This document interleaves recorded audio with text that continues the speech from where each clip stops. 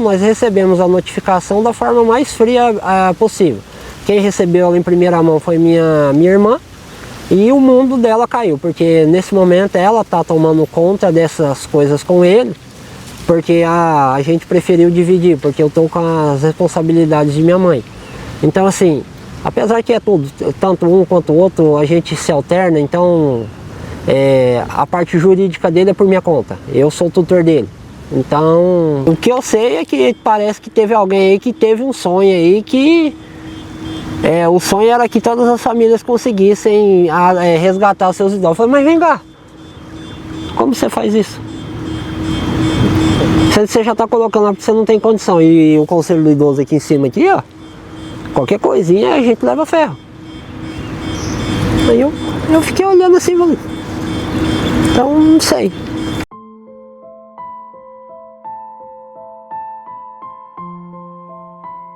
Não, é o meu pai. Meu pai, o nome dele é Helvin. Ele se encontra lá no lar desde outubro de 2023. A gente colocou ele lá pela circunstância que minha mãe, que cuidava dele, entrou em estágio avançado de câncer, precisou operar e nós não conseguimos cuidar de 2 idosos sozinhos. A minha irmã naquela época ela estava trabalhando e eu tenho uma empresa, né? Toco uma empresa com funcionários, com pessoas que dependem do giro dessa empresa também. Então assim, nós não podíamos dar conta de 2 idosos sozinhos. Então nós tivemos que fazer uma escolha. O quadro dele era pior do que o dela, por causa que ele apresentava confusão mental. Ele é uma pessoa que é sequelado de AVC. E a gente precisou escolher. Dentro dessa escolha, nós optamos por causa da questão do cuidado do atendimento. E a questão do peso, né? Que minha mãe tem a metade do peso dele. Então assim, não foi uma coisa muito fácil de se fazer, porque ela também não queria esse tipo de situação, mas nós não conseguimos fazer nada. Quanto tempo que ele está? Ele está lá desde outubro de 23, então já vai fazer 3 anos agora em outubro. Se continuar, faz 3 anos. Ele chegou lá pesando 90 quilos, porque para ele foi dada uma doença chamada hiponatremia, falta de sódio e potássio. O corpo não respondia. Traz confusão mental, desmaios, não consegue ter o controle urinário, nem o controle defecar, né? E assim, usando fralda dia e noite, nós não dávamos conta, nós não estávamos preparados emocionalmente para essa situação, então nós encontramos eles lá. O quadro dele era um, hoje o quadro dele é outro. Lá, dele, propriamente do gerente que lá está, né, que não vou citar o nome dele, sempre foi muito acessível, sempre permitiu, toda vez que eu precisei de qualquer coisa jurídica com ele, sempre aberto, não tinha essa coisa de omitir, de esconder. E assim, perguntava se estava comendo bem, sempre, e eles dando sempre a refeição tudo certinho, na hora certa. E ele com 90 quilos, hoje ele está com 120. No meu caso, eu posso dizer claramente que ele está bem, né? Ele está bem, ele não está sendo maltratado naquele ambiente que ele foi colocado lá. Ele chegou lá com ferida nas costas, essas feridas foram tratadas. Hoje ele não tem ferida, ele tem uma ferida que é crônica no pé dele, mas isso aí chegou lá no estado também foi regredido.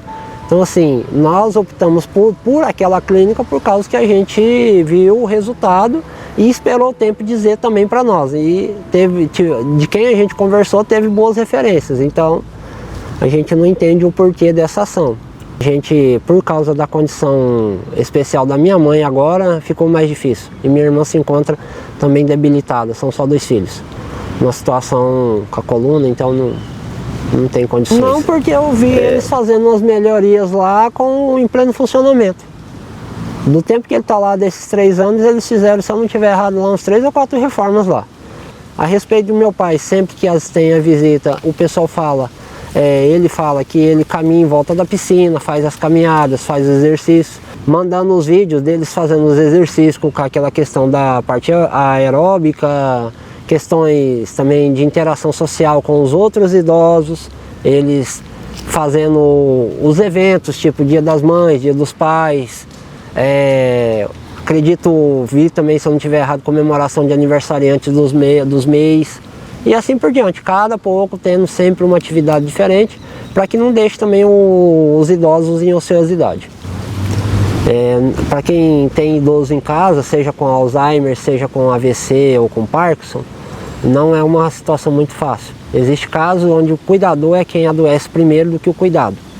Então, assim, isso é muito sincero da minha parte, não é que a gente não deseja. Se a gente tivesse uma estrutura, não só com o ambiente ideal, vamos assim dizer, mas com as pessoas que pudessem dar o acompanhamento, porque no caso do meu pai em específico, ele precisa ter alguém olhando ele 24 horas por dia, porque é algo que qualquer hora ele pode aprontar uma. É normal por causa da sequela do AVC, somando a idade e também pela circunstância da doença que deu nele, que é essa doença aí chamada hiponatremia. Ponto. A gente foi notificado e assim, em casa eu tenho criança pequena, tenho uma criança de 3 anos e uns pouquinho, a gente praticamente é tudo para ela, né? Tem esposa, no meu caso, né? E eu ainda tô com a minha mãe lá. Minha irmã tem uma recém-nascida em casa, que é neta. Eles não têm a estrutura física da casa para comportar tal coisa de bate-pronto. Isso teria que ser pensado a longo prazo. Para nós foi um choque porque assim, não tenho falar é ela ou eu que cuido. Então é nós dois e aí assim, o que nós vamos fazer? Nós vamos levar para onde? Vamos levar para Cuiabá. Aqui na cidade, o poder público deveria, na minha visão, colocar uma unidade que seja posta para que as pessoas sejam de baixa renda ou carentes, porque não tem, né? Todas as unidades que tem aqui, se eu não estiver errado, são 3, elas são de alguma forma pagas, né? Seja pelo próprio benefício do aposentado, ou no caso daquela ali que é particular, os filhos que na soma do valor do valor do aposentado interam para fazer o pagamento, que é o meu caso. A gente pega a aposentadoria, então todo o dinheiro dele é investido para ele mesmo. Então eu deixo claro isso porque para que não fique margem para que a gente está se aproveitando de aposentadoria. Então a gente não tem essa intenção. Todo o dinheiro dele e aí a gente inteira do nosso para fazer a complementação, porque só a aposentadoria dele não dá, porque é uma despesa bem alta. A estrutura a gente melhora. Se tem cano quebrado, arruma. Se tem chuveiro estragado, troca. Se tem porta para arrumar, isso é só administrar com entendimento, faz, porque eu acho que na nossa casa nós também não deixamos um sinfão estourado, porque vira um negócio complicado. Então eu acredito que nessa parte é um fundamental que eu deveria, se o poder público já interviu, por que não nomear uma pessoa? De toda maneira, a gente não quer nada de graça, porque a gente entende que dá trabalho. Então a gente vai continuar pagando, mas a gente deseja ter a segurança que ele está sendo bem cuidado. Porque lá tem os locais para lazer, para fazer exercícios, para buscar fazer o idoso a se movimentar, a não se tornar uma vida, ou como alguns dizem que é a melhor parte da vida deles, algo massacrante, é a palavra que eu posso usar. Então lá, pelo que eu percebo, não é algo desse jeito. Então cada pouco eles estão fazendo alguma coisa para mudar a rotina. Então na minha visão, o cuidado ele precisa ser equiparado, porém o humano precisa ser primordial. Então assim, eu acredito que tirando eles de lá de uma forma bruta, visto que alguns já estão lá há mais de 5 anos, outros até 10 se eu não estiver errado, vai gerar um transtorno e alguns podem vir a adoecer por causa das amizades que conquistaram lá, por causa da convivência até mesmo com os próprios profissionais.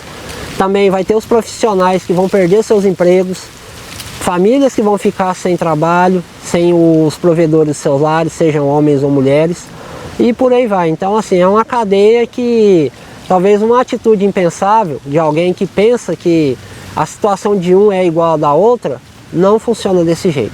Então o sonho para um, talvez não é o mesmo sonho para outro. O meu sonho para ele é que ele seja bem cuidado e continue bem cuidado por causa da minha situação. Se estivesse só ele, lógico que a gente daria um jeito de estar em casa, mas nós não temos condições nesse momento. Eu acredito que o poder público poderia dar um suporte que não foi dado nem para as famílias e nem para o próprio pessoal que trabalha lá. Porque o pessoal que trabalha lá está numa incerteza, não sabe se mês que vem eles vão receber os seus proventos. Então o poder público precisa dar essa garantia aos funcionários, e também dar a garantia aos familiares que, fazendo uma triagem, como havia comentado, né, a respeito, falando com a assistência social, que tipo assim, não é só pegar e tirar, ó, não, você tem 10 dias para tirar, é uma ordem extrajudicial, um plano individual para cada um, ou seja, fazer essa triagem para cada um, olhar o caso, a realidade de cada um, se for necessário, fazer as visitas nas casas dos familiares, olhar se há compatibilidade da estrutura, ver se esse idoso sendo realocado, ele conseguirá se adaptar novamente naquela realidade, porque também tem isso. Eles já estão acostumados naquele ambiente, já estão acostumados uns com os outros, né? Quando um sai, choram, sentem falta, ficam tristes, virou uma comunidade, né? Então assim, também acredito que isso não seria humano. O poder público abra outra clínica ou realoque cada caso nos seus devidos lugares, porque não funciona assim, simplesmente pegar. Eu trato paciente porque lá não é só um abrigo para idosos. Lá tem pessoas com Alzheimer, tem pessoas com outras deficiências, tem pessoas com outras limitações. Então, na minha visão, lá são pessoas que são pacientes de lá também, além de moradores. O poder público precisa, se caso feche de tudo, abrir uma clínica da prefeitura mantida pelo fundo municipal ou um fundo estadual em parceria, alguma coisa do tipo, pois só o lar dos idosos aqui e o lar cristão não dá conta. Porque cada dia 3, 4 que aparece pedindo, porque cada um sabe da sua realidade, né? E no mais é isso.